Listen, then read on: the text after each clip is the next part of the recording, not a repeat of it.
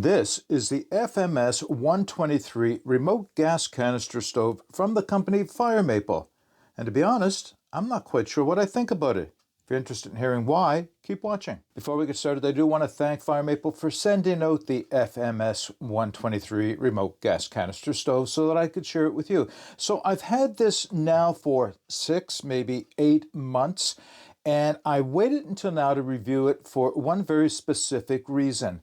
This is intended to be a cold weather or winter gas canister stove. This should operate well in the cold weather, and I'll address that concern in a moment.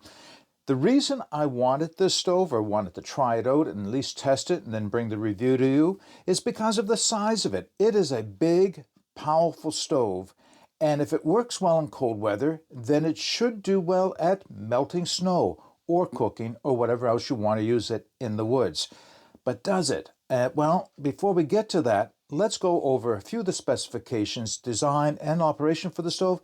I'll show you a demonstration that I did outside in the cold this morning, and then we'll conclude this video. So I did put the stove back in the carry case that Fire Maple sent it in, and I did so I could show you, well, what it looks like when all compacted down, but also to talk about the case very quickly as well. But before I do that, this is the manual that came with the stove. Now, the point I want to make about the case, it works, I guess you might say. It is functional. It's going to protect the stove. It's going to keep everything all collected up in one spot. But when it first arrived, I had a real hard time getting the cover off. It didn't want to come off. I ended up putting little splits in 3 points just so I could struggle to get the cover off. I mean, no big deal, small thing maybe, but I think it's something that Fire Maple could address. So I'll take the case out, very simple case, we'll put it aside. Now, here's how the stove looks like when it is all collapsed down. So let's just open it up into an operating shape. 3 fold-out legs, you fold the pot support up, and you fold the leg out from underneath that. And you do that, of course, 3 times. All right, so there is the stove all set up on the table. A couple points to be made. First off, I'll just show you this now. There are extensions for the pot support, so if you have a large pot on top of it, and by the way, this will hold a very large pot. I'll talk about its weight capacity in a moment. And the other thing, it does have a piezo-electric lighter on the side, which is kind of cool because it folds down out of the way when you're, well, for packing obviously, but when you don't need it as well. As I mentioned, it is a remote gas canister stove, so there's the hose there. Now, I'm just going to go quickly over some of its key features and why I think this is or should be a good stove for winter camping. So to start with, I mentioned the weight capacity, 15 kilograms, 33 pounds. Now, I say that because one of the intended uses I had for the stove was melting snow. And, you want a large pot, the largest you can get on there. So, and with quite a bit of weight in it, obviously. Now, I don't have any pots, well, Dutch ovens, cast iron Dutch ovens, it'll certainly support that. But the largest pot I have some 2 liters and up to 5 liter pots that I might use on a stove like this, but it's good to know it does have the capacity for an even heavier weight. Let's just go through a few specifications as well as I do this. So the weight of this unit, this is its entire unit in the little plastic case, is 1.9 pounds or 538 grams. Opened up like this, it has a span. I know it's hard to judge span on something that's triangular basically in shape, but the measurement is 10.25. I suppose if you took a circumference like that and measured across the diameter of it, 10.25 inches, and it stands off of the ground at 4.6 inches. That case, by the way, of interest to you is 5.5 inches tall with the lid on and 4.5 inches in diameter. So there's the rest of the dimensions. Now, the features that should make this stove good for the winter, number one, as I mentioned, it is a remote gas canister stove, which means theoretically, once the stove is going, I can invert the canister so that it can run in liquid fuel mode. And to make that happen, you need to have one very specific thing on a gas canister stove, and that is a preheat tube, or otherwise known as a generator. There it is. Can you see it? Right there. So there is the generator or preheat tube. So in theory, what happens is the liquid fuel runs through the gas line into the preheat tube, there's the rest of it, up through It's exposed to the flame of the stove, heats up, expands it into a gaseous state, runs back down again, and then up and out through the burner itself. I say in theory, and we'll talk about why in a moment. So that is the feature that should make this a good winter stove. The other feature is this dish around the outside. So it is quite wind protected, as you can see, and it does a good job of that. And the clearance is quite low. In other words, you bring your pot quite a ways down to the burner. So there's quite a reduced amount of wind effect on the stove, and it does work well for that. Now, this is a powerful stove. It comes in at 12,454 BTUs, or 3.65 kilowatts of power. That also should make it a good stove for the winter, because that much heat, you should be able to boil or melt and then boil considerable amount of stove in very short order. I say should, again, I know I'm being a little bit obtuse, but you'll understand why in a minute. So here's what I have discovered in using this stove. Number one, there is a good amount of fine adjustment on this for simmering, as well as going to full heat as well. Having said that, though, because it's such a powerful stove, I tried doing things like simmering for soups, and I even tried doing some baking with this in an oven, and you can't get down low enough. It's still too much power from this stove. Well, you can get down to a simmer with a full pot, but if you're looking to just reduce the amount of heat and have a very low and gentle heat, you can get the flame down, but it's still delivering a lot of power. So I'll show you the flame pattern in a minute. I'll turn all the lights off, and we'll do that before we go outside for the outside test. Now, I ran boil tests. You do that with all the stoves, of course. And I got some mixed results. And to start with, first thing I did is recognizing the flame pattern on this is large, as you'll see. I used the largest diameter pot, well, not the absolute largest, but I used a pot diameter that was 16 centimeters in diameter. A good size pot, something that I'm likely to take in the woods in the wintertime if I'm trying to melt snow. So that's what I did my boil tests in. The reason being is the larger span will capture more flame, more heat, and then should boil the water quicker. Well, it did. It does a really good job of boiling water. First off, the test I give you is the one I ran at full power. So at full power, I got 2 cups of water in a 16 centimeter pot to boil in 1 minute, 45 seconds. That is fast, right?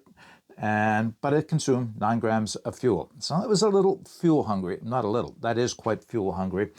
But yeah, it was still a very fast boil. And I said, well, what happens if I turn the gas flow back some so I don't have so much intensity of flame?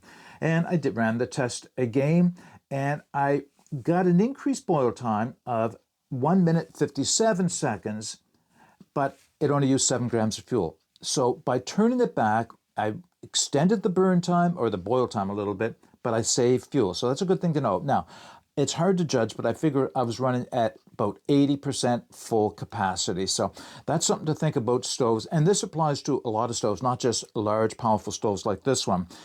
If you're not in a rush for your water to come to a boil, turn it back a little bit. It may take a little longer, but usually they're more fuel efficient and you will save some fuel in the long run. Okay, now that's the basis of the stove. What I want to do now is hook it up to my gas canister that I have here, turn the lights off, show you the pattern, and then we'll get outside and do the demonstration I did in the cold. All right, I have one light still on. I'll turn off in a second. Let's get the stove lit, turn the gas on slowly. So that's a nice low flame pattern. I'll turn that light off. So the first thing I'll do is turn it down to as low as I can get it without risking it going out. And that's actually very good. You can get this down to quite a low flame. And I'd be happy using this, say, with a big cast iron Dutch oven or fry pan that will disperse the heat nicely, because it is quite a large flame pattern on it, and it can absorb that heat without creating a hot spot on the bottom. So that's pretty good. Now let's just turn it up to full blast. That is a monster flame. There is a lot of heat coming out of that. All right, so that's enough for the outside or the inside demonstration. Let's take this stove outside in the cold. All right, it is currently -5 degrees Celsius out here on my back deck. The isobutane canister has been out here all night. It was down to about -7 or 8 overnight, not especially cold. This is just isobutane, not a winter mix of propane and isobutane, so it would be better if it was that. But then again, this stove should still be able to operate with just isobutane if the preheat tube, the gas heat generator, is operating functionally. So let's turn the stove on. I'm going to turn it up full blast for a few minutes in an attempt to heat the burner itself up and the preheat tube. I'll tell you, it's running at a much lower intensity than it would be if the gas canister was indoors or at a reasonable temperature. This is not especially cold.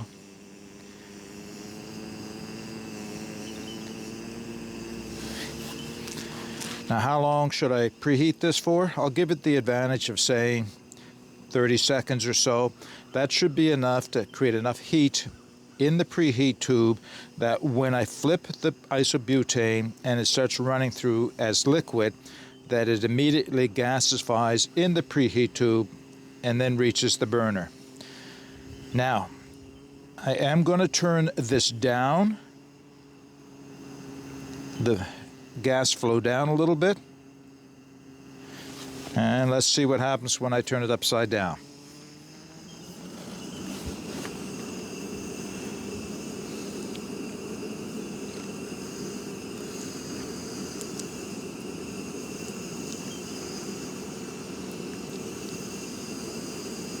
All right, that seems to be running fairly well. A little bit more flame than I would like to see, but running fairly well. Now we start.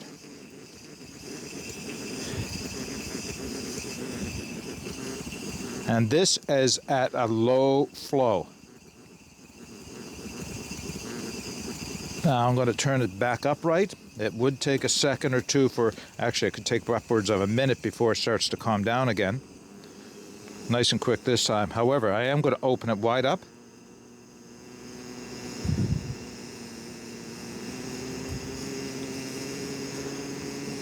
So that is full flow on the canister.